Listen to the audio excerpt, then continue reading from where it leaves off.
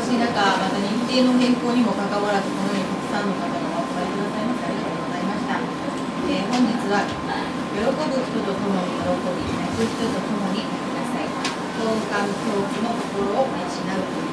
テーマでお話をいただきます。よろしくお願いします。お願いします。皆さんこんばんは。こんばんは。もう純然たる私の都合で、日程がちょっと変更になってしまって申し訳なかったんですけれど、でも今日全体を中止にせずにこうやって会合を開けたこと本当にありがとうと思ってます。喜ぶ者と共に喜び、泣く者と共に泣きなさいっていう言葉は聖書の中の言葉で比較的有名な言葉なのだと思いますけれども、でもこれは人間関係を考えるときとても大事な要素ですね。喜ぶ人と共に喜ぶ、泣く人と共に泣く、共感共苦という言葉が使われていますけれども、クリスマスが近づいてくると親は子供に対して何をプレゼントしたら喜ぶかななどと考えつつプレゼントを選んだりします。親がうちの子供は何を欲しがっており何を喜ぶだろうと考えることはとても素晴らしいことだと思います。しかし子供の喜びを一緒に喜び、子供の悲しみを一緒に悲しめる心を持つことはそれにも増して素晴らしいことだと感じます。また他者の悲しみを悲しみと感じ、他者の喜びを一緒に喜べる心を育てることもまた大事なことですとありますけれども、私たちはね一緒に悲しむということについては意外とできやすいというか、一緒に悲しむという作業は気の毒だなという思いがあってこう、ねそこに寄り添うことができたり悲しんだりすることができる。でも一緒に喜ぶという作業は案外難しいですよね。なぜかというとひがんでしまったりするんですよね。いいなこの人ばっかりとか、なんでうちは違うんだろうみたいなね、そういうような感じ。でも聖書の中では要するに一般的な人間関係においても悲しい人と一緒に悲しむという姿勢、喜ぶ人と一緒に喜ぶという姿勢、それは大切だというふうに教えてるわけですけど、これは決して持っている人は持ってない人のためにという意味ではなく、持っていようが持っていまいがそういう心を育てることはとても大事だというふうに教えています。で、今日お話をしたいのは子供との関わりにおいて、子供が喜んでいることを一緒に喜ぶ、子供が悲しんでいることを一緒に悲しむという作業は大人になると案外難しいんですよね。それはなんでこんなことで悲しんでるのとか、なんでこんなことで喜んでるのとかいうぐらいのそういうレベルの喜びや悲しみというのがいっぱいあるからです。10円もらったって言って喜ぶ大人はいないわけですけど、子供は意外と喜ぶわけですよね。喜ぶかどうかよって、こんなの嫌だっていう子供がいるかもしれませんけれども、で子供は悲しむという場合でもいろんな悲しみ方があるわけで、大人のそれとはちょっと違うんですね。で忙しくしているともう面倒になっちゃいますから、いちいちそんなことで構ってられないので、ついつい一緒に喜んでやればいい、一緒に喜んでやるっていうのはね、例えば一言言葉を添えてやればよいのにそれができないんですね。よかったねって言ってあげればいいのに、なんかその反応がね届かない。大変だったねって言ってあげればいいのに、それがなかなかこう言葉に出ないというのはもちろん忙しかったりとか他のことでもう目いっぱいだったりとかそういうことがあるので簡単なことではないんですけれども、でもそれが子供の長い人生の中でどれほど大きな意味を持つかというのは未知数です。お父さんやお母さんにそういう意味で嬉しい時や悲しい時に寄り添ってもらったという経験があると、必ずしもこれはお父さんお母さんだけでなくてもいいわけですが、お兄ちゃんやお姉ちゃんでもいいし、おじいちゃんやおばあちゃんでもいいわけですけども、寄り添ってもらう経験があるとね、やっぱりね優しい、心の優しい子供になれるような気がしますね。私は自分のことを考えて決して心が優しいとは思いませんけれども、でも私は折あるごとに、おばあちゃんと一緒に住んでなかったので、その休みの時におばあちゃんの家に行っての出来事でしかなかったわけですけれども、おばあちゃんはもう私が小学校の頃からそうですね、高校生になるぐらいまでとにかく私が喜んでる言葉についてはわけが分からなくても喜んでくれたんですね。私が悲しんでることについてはわけわからなくてもとにかく悲しんでくれたんですよ。面白いおばあちゃんでした、本当に。そんなに愛想のいいおばあちゃんではなかったんですけれども、でなんでそういうことをしてくれてるのが分かったかというと、とにかく私のことをお客が来ると褒めるんです。お客が来ると、うちの和夫はって言って、とにかく大したことじゃないですよ。こんなことやってくれたんだよ、本当に偉い子だね、あったくってね。もう何でもないんですよ。おばあちゃんに肩もんであげようかみたいなことをやって肩もんでたかもしれない。でもそれをね、お茶飲みに来るおばさんにね、必ず伝える。うちの和夫はね、こんなことやってくれたんだよ、なかなかいないよね今はね、とかいろいろいや、いるでしょう、いっぱいと思いますけど、でもね、そういうことを経験すると、なんかね、おばあちゃんが喜んでくれてるんだなっていうのが分かるので、おばあちゃんに対してはもっと優しくしようと思える。振り返ってみればそんな大きなことではないんだと思います。だけどそういう言葉が添えられたことで、私の心の中にはおばあちゃん、少なくとも私の人生の中ではおばあちゃんにはいいことをしたいなという思いがいつでもありました。母に対してもそういう思いはありました。父に対してはそんなに強くなかったんですけれど、母に対してはいつもそういう思いがありました。で、母は意外と小さなことでもありがとうとかってちゃんと言ってくれたんですよね。それは子供心にとっても嬉しかった。とっても嬉しかった。だから喜ぶ人と喜ぶ、泣く人と一緒に泣くというのはそんなに大げさなことではなくて、子供が喜んでそれをやってくれたらいいよ、そんなことやらなくてもっていうんじゃなくて、ありがとうって言ってくれたら、子供にとってはその言葉はやっぱりね、宝物になるんだと思うんですよね。だから子育てっていうけれども、そういう言葉を常にこう添えていく。この子の喜びは今日のこの子の喜びは何なのかなって、今日のこの子の大変な部分は何だったのかなって興味を持って、それを聞いて、で自慢話をしてくれたらよかったねと話ができるような、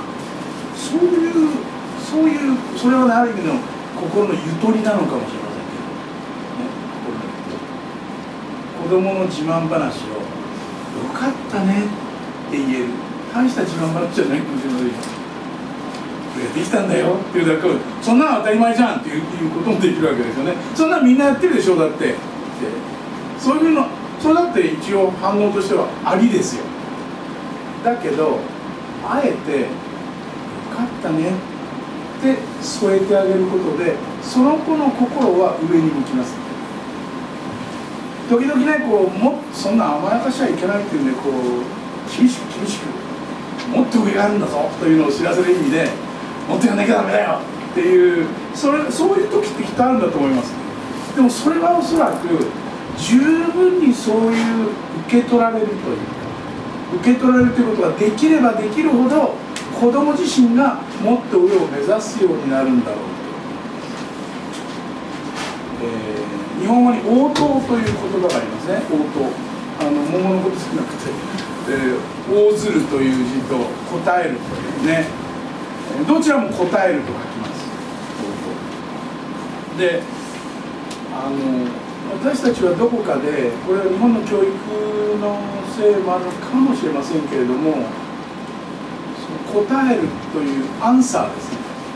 例えば 2+2 は4みたいなね、ここから川口行きまでどう言ったらいいんですか、それはね、こう言ってこう言ってこう言ってこう言って、それ答えですよね。それが素早くできる人が優秀な人で、それができない人はダメな人みたいなイメージがどっかにね、あるんですよ。で、子供にも意外とそういうことを求めてしまうことが、さっさと答えられないと全くと思ってしまう。だけどその答えるということだけを求めて、でお母さんも答えるということだけ話をしているとね、それは回答を投げつけてるだけのことで、回答というか答えを投げつけてるだけのことでね、対話にならないんです。でもう一つの答え、応じるという方はいろんなことを言ってきたときに、あ、そうだったんだってこうね、受け止める。あ、そうだったのって受け止める。答えを、それはねって答答えを返すんじゃなくて、そうだったんだってこう心のキャッチャーミットで受け止めるというか、それが十分にできると対話が生まれるんだよね。対話が生まれる。でおそらく今の皆さんのお子さんたちが本当にこれからの社会の中でこうしっかり生きていくためにはね、その対話力というか、どんな人とも対話できるというふうな心を持たないといけないので、回答だけではなくて、あ、そうなんですかってこうちゃんとね受け止めて、で一緒に考えて一緒に答えを考える、そういう空気というのはね、やっぱり必要なような気がするんですね。応答の応じる方で答えていく、ね、応答の方で受け止めながら答えていく、それが十分にできてくると自然にこう回答するという方向にも向かう可能性があって、その両方必要ですね。でもどちらかというと、その受け止める、つまりね、寄り添って大変だったねとか、あ、よくできたねとか、その一言がね、意外と少ないかもしれないです、社会において。一つは忙しすぎる、もう一つは子供の目線で喜べない、大人の目でどうして見ちゃうので、こんなの喜んでどうすんのみたいな、こう誰でもできるでしょこんなことっていうような意識を持ってしまうと、子供は子供なりにやっぱりがっかりするんですよね。子供はがっかりします。認知症の患者さんのケアのために臨床美術というのがあって、いろいろな作品をこう患者さんと一緒に作っていくんですけれども、その時の一つの鍵は何かというと、決して作品そのものをうまい下手で評価しない。つまり、この色はいい色ですねっていうような言い方、隣の人とこうもうちょっとうまくできませんかって、でそういうんではなくて、この色はいい色ですねという、どちらかというとこう肯定的な見方をしていくと、2時間でも3時間でもあの人たちが描き続けるんですよ。家では10分も持たない、家では何にもしないという人たちでも意外と長くこういろんなことに集中してできるから不思議ですね。これは一つの喜ぶ人と一緒に喜ぶ、泣く人と一緒に泣くということの、具体的なこれ出来事なんだと思いますけれども、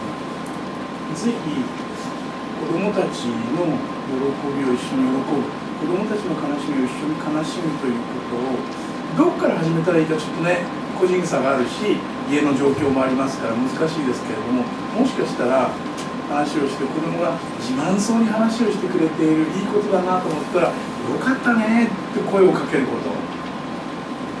大変だったねって声をかけること、それがおそらく子どもと一緒に喜ぶ、子どもと一緒に泣くということはそういうことなんだろうなと思うんですよ。でここに一つのエピソードを書いておきました。前にもこれ紹介したことがありますけれども、チャドははにかみ屋でおとなしい子です。ある日家へ帰ってくるなりお母さんに言いました。クラスのみんなにバレンタインのプレゼントをしたいんだ。お母さんは沈んだ心でこう考えました。そんなことしなくてもいいのに。それには訳があったのです。子供たちは皆学校から歩いて帰ってくるんですが、見ているとチャドはいつもみんなの後ろを歩いています。他の子供たちをお互いに笑ったりしがみついたりおしゃべりをしたりしながら通るのに、チャドだけはいつも仲間外れなのです。それでもお母さんは息子のやりたいようにさせることにしました。そして紙と糊とクレヨンを買ってきてやりました。チャドは苦心の末たっぷり3週間かけて35個のバレンタインのプレゼントを作りました。バレンタインデーの朝、チャドは嬉しくて仕方がないようです。プレゼントをきちんと重ねて袋に入れると玄関から飛び出していきました。お母さんはチャドの大好きなクッキーを焼いておくことにしました。チャドが帰ってきたら冷たいミルクと一緒に焼きたての美味しいクッキーを出してあげたいと思ったのです。お母さんはチャドががっかりして帰ってくるのを知っていましたから、これで痛みを少しは和らげてやれるだろうと考えました。チャドはバレンタインのプレゼントをもらうかしら。もしかしたら一つももらえないかもしれないわ。お母さんの心は痛みました。午後になるとお母さんはクッキーとミルクをテーブルの上に用意しました。子供たちの声が聞こえてきたので、そっと窓から覗いてみました。子供たちがやってきます。笑いながらとても楽しそうに。チャドはいつものように一番後ろでいつもより早く歩いていました。お母さんは家の中に入った途端、チャドはきっと泣き出すだろうと思いました。チャドは手に何も持っていません。ドアが開きました。お母さんは涙を抑えて言いました。焼きたてのクッキーとミルクがあるわよ。けれどもチャドにはお母さんの言葉は耳に入らないようでした。頬を紅潮させてお母さんの前に来るなりこう言いました。一つも一つもお母さんは胸を詰まらせました。でもチャドはこう付け加えたのです。僕は一つもあげるのを忘れなかったよ。一つもだよ。という話。この子の喜びは自分がもらうことではなくて人にあげることだったわけですよね。で、お母さんはそれを最初に書いてありますけど、そんな無駄なことしなくていいと思うわけですよね。当然といえば当然かもしれません。でも一つも忘れなかったよって言ったこの子の言葉をお母さんが受けて、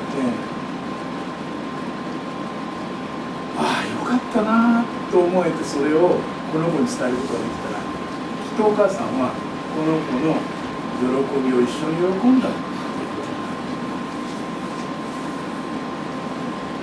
人から見て、親から見て、どんなことするのと思っちゃう。でも子供なりに考えて良かれと思ってやってることっていうのもありますね。もちろんそれは全部正しいわけじゃないですから、ある時には直さなければいけないし、それはやっちゃいけないんだよって教えなければいけないこともあるのかもしれませんけれども、でもどこかで子供なりに一生懸命やって嬉しいと思っていることについてよかったねって言葉をかける作業というのは非常に重要なことのように思います。これもしばらく前に私、読んだことがあって、最近になってからこれまた、訳し直したんですけど、私、父は忘れるという本にもなってますね。リビングストン7年。息子よ聞き、寝ているお前に言っておきたいことがある。お前は頬の下に前足が潰されたようにして、汗ばんだ頬には額には濡れたブロンドの巻き毛をくっつけて眠っている。そんなお前に私はこっそりお前の部屋に忍び込んできた。数分前まで書斎で新聞を読んでいたのだが、息苦しいほどの実績の念に駆られ、お前のベッドサイドにやってきた。あれこれ考えていたのだが、息子よ、私はお前に辛く当たってきてしまった。お前が学校に行く前にタオルで顔をこすっただけだと言って叱りつけ、靴も磨いてないではないかと非難した。自分の持ち物を床に放り投げていくとお前を怒鳴りつけた。朝食の時も嫌味を言い、小言を言った。こぼすな。食べ物を丸飲みせずしっかり噛んで食べろ。テーブルに肘をつくな。パンにバターを塗りすぎる。お前が遊びに出かけ、私が駅に向かう時、お前は私の方を振り向いて手を振り、パパ行ってらっしゃいと言ってくれた。でも私はお前にしかめ面をし、もっと姿勢をよく胸を張れと答えた。夕方も全く同じことが繰り返された。私の帰り道、お前は膝を地面につけてビー玉で遊んでいたね。私はそれをこっそり見ていた。お前の膝上まである靴下には穴が開いていた。私はお前を家に追い立て、友達の前で恥をかかせた。靴下だって高いんだぞ。自分で買うことになったらもっと大事にしてるはずだ。思うにこんな父親、息子よ、覚えているか。夜になって私が書斎で新聞を読んでいた時、お前はおずおずとやや傷ついた表情で私の部屋にやってきたね。邪魔されて面倒くさそうに新聞から顔を上げると、お前は入るのをためなかった。何の用だと鋭く尋ねると、お前は何も言わず嵐のような勢いで飛んできて私の首に手を回してキスしてくれた。お前の小さな両手には神様が心に咲かせてくださった愛情がこもっていた。それはどんなに無視されても枯れることのなかった愛情だ。それからお前は出て行きバタバタと2階に行ってしまった。息子よ、まさにその直後、私は新聞を持っていられなくなるほどの自己嫌悪に襲われた。何という習慣に取りつかれていたのだろう。上げ足を取る習慣、叱ってばかりいる習慣。私が幼いお前に与えた報酬がこれらのものしかなかったとは、お前のことを愛していなかったわけではないのだ。幼いお前に過度の期待を押し付けすぎたのだ。私は自分に当てはめる物差しでお前に当てはめて、ごめんなさい。私は自分に当てはめる物差しをお前に当てはめていたのだ。お前の中には善良で素晴らしいもの、本物の人格を形成できるものがたくさんある。お前の小さな真心は山の向こうから昇ってくる朝日のようだ。それはお前が自発的な衝動から急いでやってきてお休みのキスしてくれたその時、それがはっきり分かった。他のことは問題ではない。私は暗闇の中でお前のベッドサイドにやってきて、お前に申し訳ない気持ちでひざまずいている。情けない償いだけど、朝起きた時、こういうことをお前に話してもわからないだろう。でも明日から本物の父親になってみせるよ。お前と仲良しになろう。そしてお前が辛い時に一緒に辛さを通過し、笑う時には一緒に笑えるようになろう。小言を言いたくなったら舌を噛もう。そして呪文のように唱えてみよう。この子はまだ子供だ、小さな子供なんだって。私はお前を大人として見てしまっていたようだ。しかし今こうしてお前を見ている息子よ、ベッドをしわくちゃにして疲れ果てて寝ているお前はまだまだ小さな赤ん坊のようだ。昨日もお母さんの上に抱かれてお母さんの肩にもたれかかっていたではないか。私の注文が多すぎたのだというお父さんのこれは後悔の言葉ですね。子供が高校生以上になってこういうことを思い出してもちょっと遅くなっちゃうんですよね。だからできるだけ早いうちに、そうか、子供が嬉しい時にはよかったねって言ってあげよう。子供が辛そうにしてる時には何かあったの大変だったねって言ってあげよう。それが喜ぶのとともに喜ぶのとともに泣くという、家庭における一つのあり方なのだ。短い言葉でいいんですけれども、でもそれさえも言えなくなってしまうとすれば、それは明らかに忙しすぎると思います。でそれは決していい結果を生まないので、ぜひ子供との関わりの中でよかったねっていう言葉や大変だねっていう言葉をどこでどう伝えるか分かりませんけども、でもね、そういう言葉を伝える時間をぜひぜひ見つけてほしいと思います。喜ぶのと一緒に喜ぶ、泣くのと一緒に泣く、上から目線ではなくて目の高さを合わせてそれが伝えられたら、それは家でも家の外でもきっとそれは非常に有益な人間関係の土台になると思います。誰も完璧な親はいないので、みんなどっかでそういうことについて試行錯誤しながらねやってるわけですけれども、こういうことをレッスンとして受け止めて、ちょっとやってみようかなっていうそういう気持ちが増えていったら、きっとこういう行動が有益なんだと思います。ぜひやってみてください。よかったねっていうお母さんと言ってほしいと思います。ありがとうございました。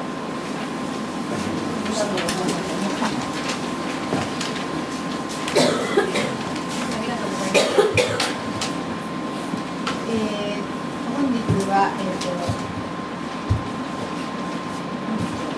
次回はですね、1月、もう来年になりますね、1月27日、光と闇の芸術の中でというテーマでお話をいただきます。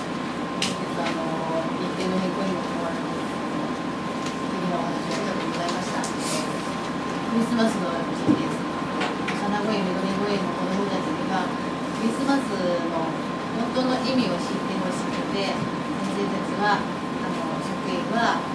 クリスマスの大切なことについて話をしています。話をしたり関わりを持ったりしておりますが、ぜひもしご興味がございましたら、私は日にちの並びがいいので、25日がクリスマス、12月25日クリスマスの日がクリスマスの日曜日の礼拝になってますので、近くの教会に先生の教会に一緒に泊まりください。ここでもやってます。お願いします。次回よりまた来年です。お疲れ様でした。